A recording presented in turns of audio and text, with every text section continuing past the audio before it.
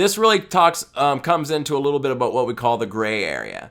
Now, I'm going to steal a little bit from a buddy of mine, Ed Martin, Average Joe, and one of the terms he always used to throw out there was what he called a kill zone, right? So I call it the gray area, but I really like the idea of the kill zone, and basically what the gray area is where we can expect our price action to be contrary. So, for instance, if you are under R4 to under R3.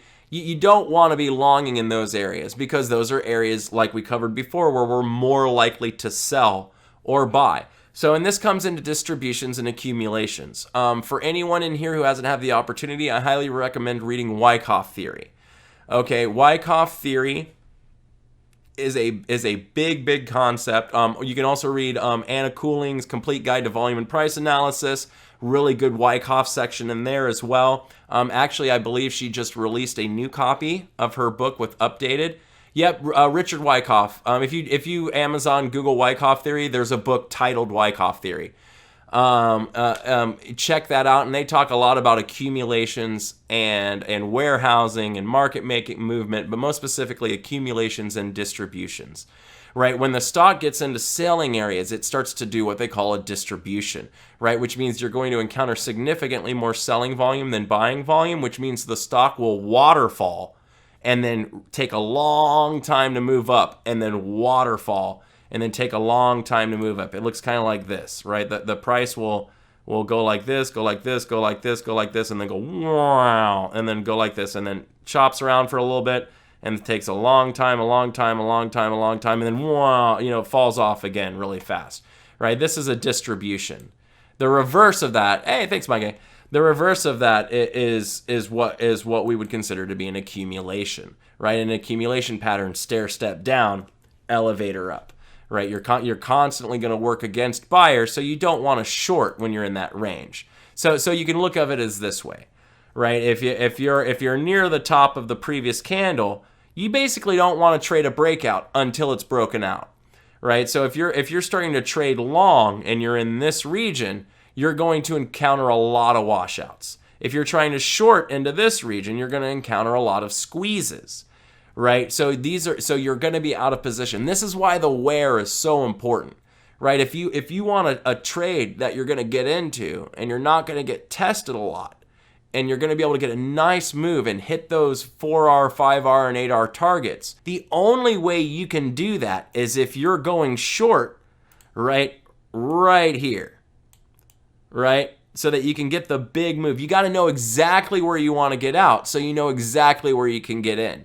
This is why the where is so valuable.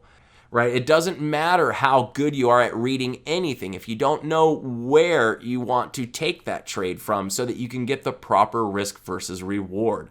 Right? If you want to make $800 risking $100, this is how you do it. Right? If you want to make $800 risking $3,000, right? Then you can do some other methods, right? Where you're taking lots of trades until you end up hitting it. Right? The one thing I don't like about that the methodology, right, is in order to win in a lot of these strategies, you're risking 1R, 2R, 3R, 4R, 5R, and then winning. You're risking 5R to make 5R, 8R. That's really not a great ratio, right? I really want to risk as little as possible to make as much as possible, and that's always going to be the ultimate goal. So I'm going to pair you over onto that Wyckoff concept now, right? So this is what I mean. When you're coming down and you start getting into this buying area, you're going to hit the accumulation phase, right? Or you're going to come into your accumulation area and you're going to buy off of this. When you're playing, these are the moves you want to play as the transition, right, between those higher value areas, right? So you want to go from the bottom up to the top or vice versa. You want to be moving back down through. So imagine, so this is my point, right? If you're looking to play this as let's say you play it, and let's say you open right here, so you decide to play this as a high of day break. You get the break, you get the back test, you go long, right? This is a really good move that you can still play from here. For those of you who like break of high of days, I recommend playing high of days that open in a buying range, right? And then break high of day within the buying range. right? This is very likely going to be a very nice transitionary move. Unfortunately, what a lot of people do, or have been trying to do lately, is they try and play a break of high of day here. Right? We've already made an incredibly large move, right? And you get a slight breakout, right? But you're incredibly out of position. Not only are you very far away from an area to buy, you're even too far away from what would be, support even on in this range, right? You're extremely overextended and you're trying to still go long. Right? Now, you can't always short a strong stock. So that's why you need to actually allow it to fail and come back over, and then you start shorting when you come back under R4, when the stock actually fails its breakout attempt.